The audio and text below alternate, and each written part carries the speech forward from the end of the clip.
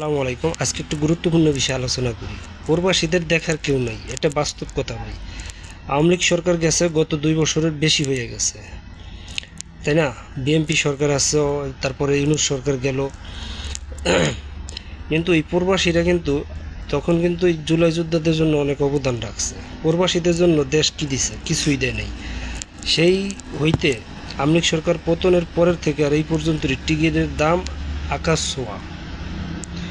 ইচ্ছা করলেও মানুষ বাড়ি যেতে পারে না। যেখানে আগে আমরা একটা টিকিট, আপ ডাউন টিকিট কাটতাম 1200 টাকার ভিতরে, 1000-1200 টাকার ভিতরে, এখন সেই টিকিট 2200-2300 টাকার ভিতরে আমরা পাইতেছি না। এটা মালয়েশিয়ার কথা বললাম, অন্য অন্য রাষ্ট্রের কথা আমি বাদ দিলাম। সব রাষ্ট্রেরই টিকিট বাড়তি।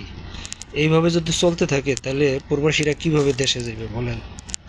আছে কোনো প্রবাসীদের মানে সহজ জীবন করার জন্য কোনো পদক্ষেপ নাই।